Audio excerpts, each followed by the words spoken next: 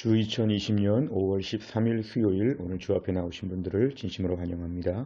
찬송가 450장 찬양 드리겠습니다.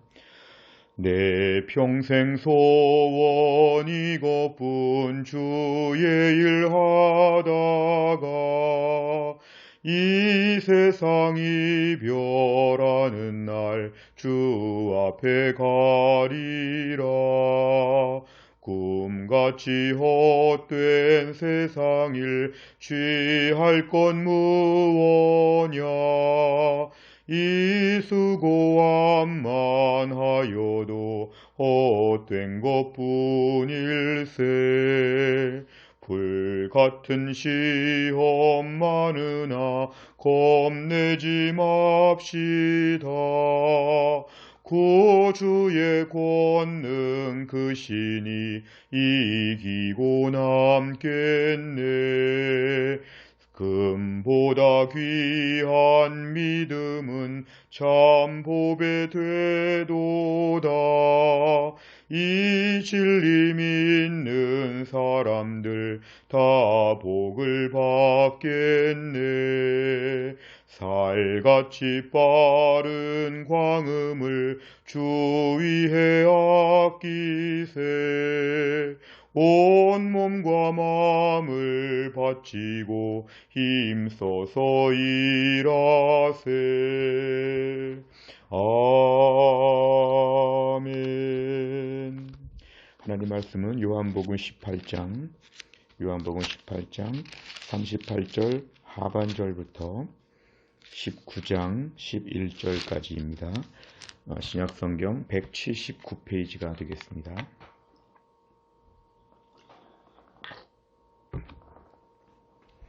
요한복음 18장 38절 하반절부터 19장 11절까지 제가 봉독하겠습니다. 이 말을 하고 다시 유대인들에게 나가서 이르되 나는 그에게서 아무 죄도 찾지 못하였노라. 6월절이면 내가 너희에게 한 사람을 도와주는 전례가 있으니 그러면 너희는 내가 유대인의 왕을 너희에게 놓아주기를 원하느냐 하니 그들이 또 소리질러 이르되 이 사람이 아니라 바라바라 하니 바라바는 강도였더라. 이에 빌라도가 예수를 데려다가 채찍질하더라. 군인들이 가시나무로 관을 엮어 그의 머리에 씌우고 자색옷을 입히고 앞에 가서 이르되 유대인의 왕이여 평안할지어다 하며 손으로 때리더라. 빌라도가 다시 밖에 나가 말하되 보라 이 사람을 데리고 너희에게 나오나니 이는 내가 그에게서 아무 죄도 찾지 못한 것을 너희로 알게 하려 함이로라 하더라. 이에 예수께서 가시관을 쓰고 자색옷을 입고 나오시니 빌라도가 그들에게 말하되 보라 이 사람이로다 하매 대제사장들과 아랫사람들이 예수를 보고 소리질러 이르되 십자가에 못 박으소서 십자가에 못 박으소서 하는지라. 빌라도가 이르되 너희가 친히 데려다가 십자가에 못 박으라. 나는 그에게서 죄를 찾지 못하였노라. 유대인들이 대답하되 우리에게 법이 있으니 그 법대로 하면 그가 당연히 죽을 것은 그가 자기를 하나님의 아들이라 함이니이다. 빌라도가 이 말을 듣고 더욱 두려워하여 다시 관정에 들어가서 예수께 말하되 너는 어디로부터냐 하되 예수께서 대답하여 주지 아니하시는지라. 빌라도가 이르되 내게 말하지 아니하느냐. 내가 너를 놓을 고난도 있고 십자가에 못 박을 고난도 있는 줄 알지 못하느냐. 예수께서 대답하시되 위에서 주지 아니하셨더라면 나를 해할 고난이 없었으리니 그러므로 나를 네게 넘겨준 자의 죄는 더 크다 하시니라. 아멘. 오늘 본문의 말씀은 예수님께서 십자가를 앞에 놓고 이제 체포되셔서 신문을 당하시는 내용이 이어지고 있습니다. 특별히 오늘 본문에 보시면 38절에 이 말을 하고 누가 이 말을 했냐면 로마의 유대 총독이었던 빌라도가 지금 주어입니다. 빌라도가 이 모든 말을 다 한 이후에 유대인들에게 나가서 이르되 지금 이 말이라고 하는 것은 예수님 앞에서 대화가 마친 다음에 유대인들 앞에 나가서 그 당시 유대인들이 유월절을 잘 지키려고 해서 총독 앞에 이방인 앞에 들어오지 아니하고 밖에 있었기 때문에 예수님과의 대화가 끝난 다음에 빌라도는 밖에 나간다고 얘기하고 있습니다. 이렇게 공식적으로 얘기합니다. 나는 그에게서 아무 죄도 찾지 못하였다. 지금 이 재판권을 가지고 있는 빌라도의 이야기는 예수님이 무죄라는 것입니다. 그러니까 일단은 판결을 다 내렸는데 이 얘기를 가지고 솔직하게 지금 답변하고 있습니다. 죄가 없다고 말하고 있습니다. 39절에 보니까 유월절 절기에 한 사람을 놓아주는 전례에 내가 유대인의 왕 예수를 너희들에게 놓아주기를 원하느냐 이렇게 지금 얘기했을 때 이렇게까지만 되면 아주 간단하게 문제가 끝난 거라고 생각했지만 40절에 보니까 그들이 소리 질렀다. 그러니까 단순히 의견을 말하는 것이 아니라 밖에 모인 많은 유대인들, 대제사장 이런 모든 사람들은 소리를 질러서 막 부르짖어 이야기합니다. 이 사람이 아니다. 이 사람이 아니다. 바라바를 내달라. 바라바는 강도라고 했는데요. 이 바라바를 지금 내달라고 막 소리 질러서 얘기하니까 빌라도가 그만 위축되게 되었습니다. 위축되게 되었습니다. 그래서 예수님을 풀어주지 못하고 1절에 보니까 예수를 데려다가 채찍질을 하였다. 결국 예수님을 충분히 그냥 놓아줄 수 있는 모든 판단을 내렸음에도 불구하고 이 사람들의 군중들의 큰 소리에 그만 기가 죽어서 예수님을 데려다가 1절에 보니까 채찍질하고 2절에 보니까 가시나무로 관을, 그러니까 채찍질은 온몸에다가 아주 날카로운 그런 바늘 같은 것이 달려있는 것으로 예수님 몸을 때리면서 살점들이 뚝뚝 떨어지도록 그렇게 모진 고통을 주고, 2절에 가시나무로 관을 엮었다는 것은 이제 머리에 수많은 이제 피가 흐르게 되는 그러한 고통을 주고, 자색 옷을 입혔다는 것은 귀족이나 왕족들이 입는 옷을 입히는데 유대인의 왕이라고 하는 그 예수님의 어떤 별칭을 가지고 예수님을 조롱하는 것입니다. 왕이니까 왕의 옷을 입혀준다. 이런 차원에서 지금 옷을 입혔다 그랬습니다. 그리고 3절에 보니까 때렸다 그랬습니다. 예수님을 손으로 때렸다. 예수님의 손으로 지금 막 때리면서 마음껏 조롱하고 있습니다. 저는 개인적으로 말씀을 묵상하다가 예수님의 십자가에 대한 부분은 어릴 때부터 알고 있었지만 십자가 달리시기 전에 예수님께서 이렇게 직접적인 고통을 겪으시고 모욕을 당하시는 것이 예수님 만난 이후로는 그렇게 마음이 아프고 너무 죄송했습니다.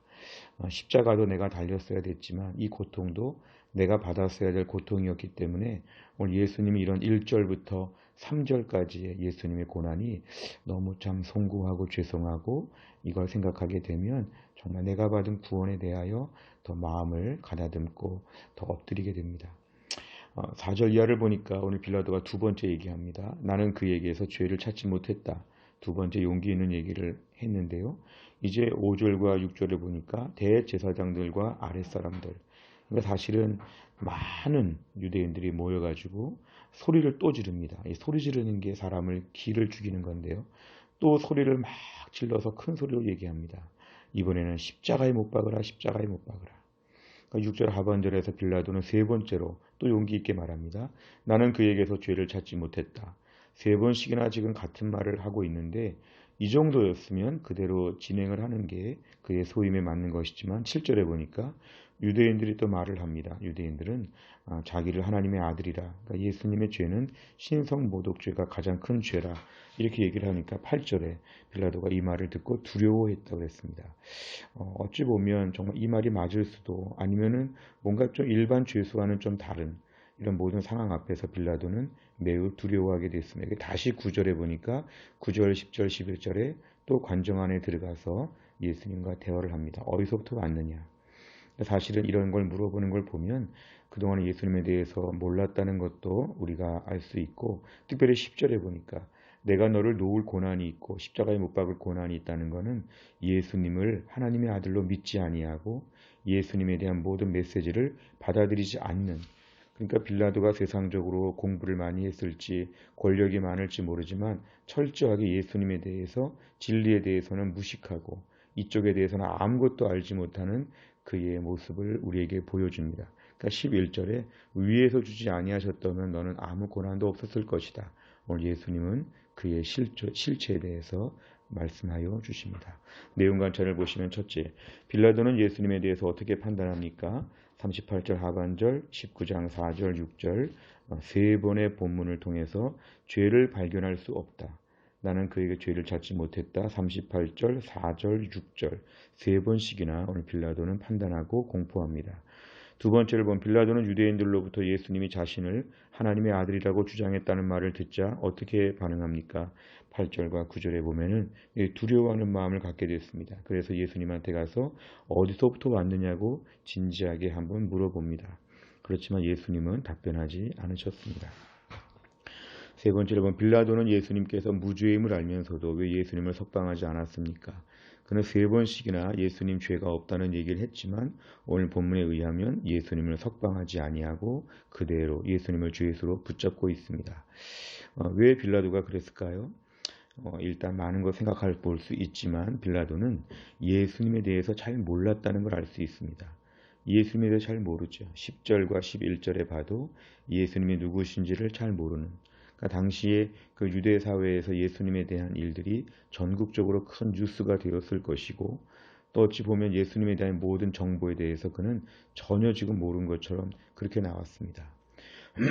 어떻게 보면 그의 세상적인 자리는 유대의 총독이라고 하는 매우 높은 자리에 그는 있었고, 그는 정말 누가 봐도 제일 부러운 자리에 있었을지 모르지만 영적으로는 제일 무지했다는 걸 알 수 있습니다.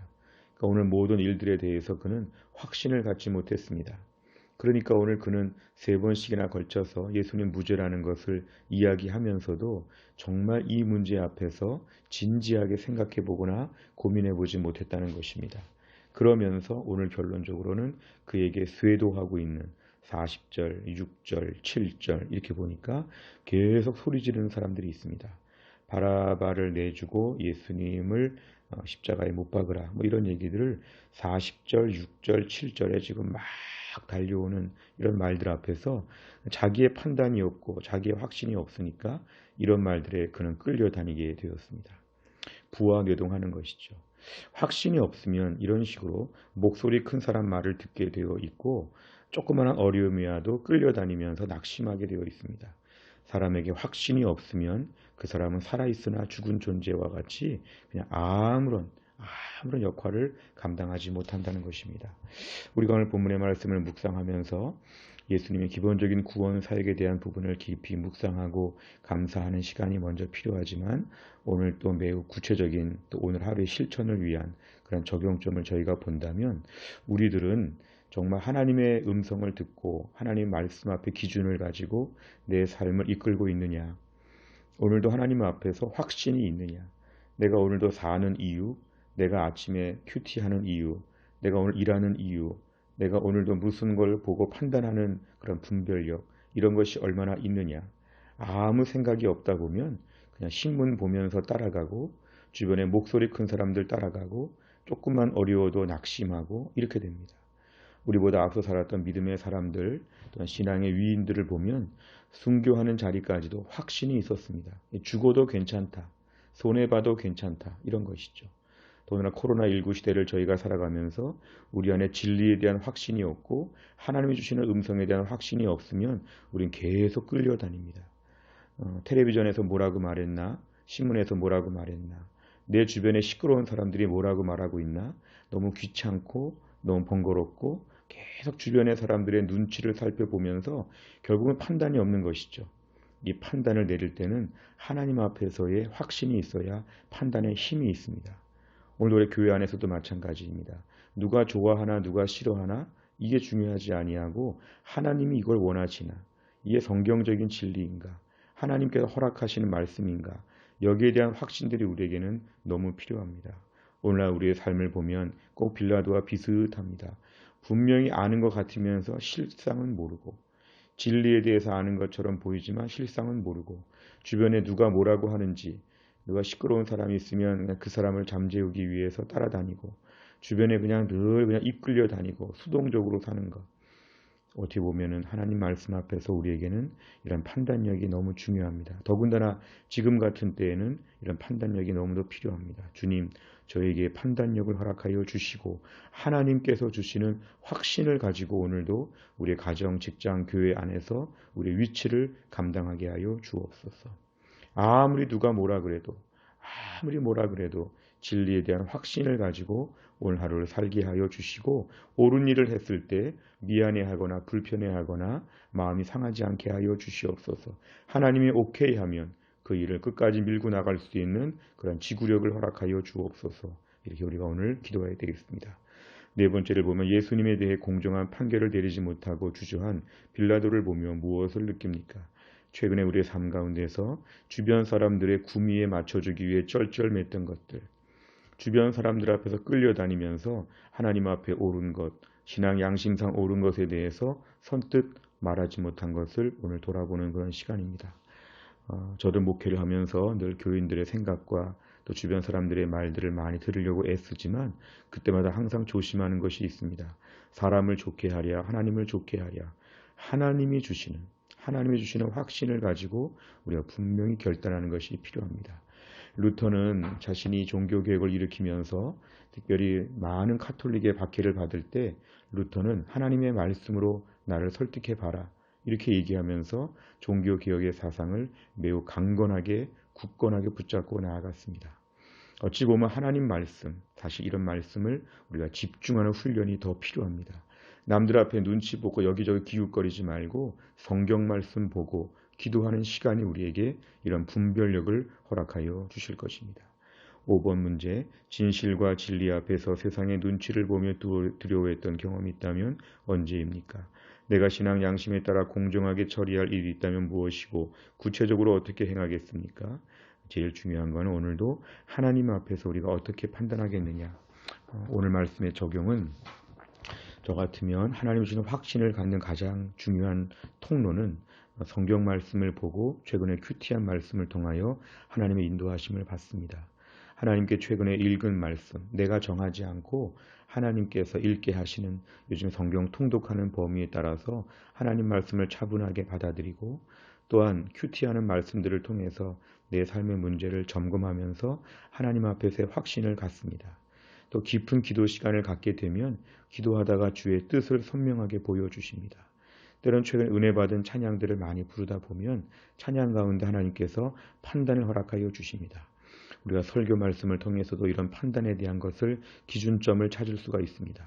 내가 오늘도 하루를 살면서 내가 오늘도 하나님 앞에 신앙 양심상 믿음을 가지고 살게 하여 주시옵소서.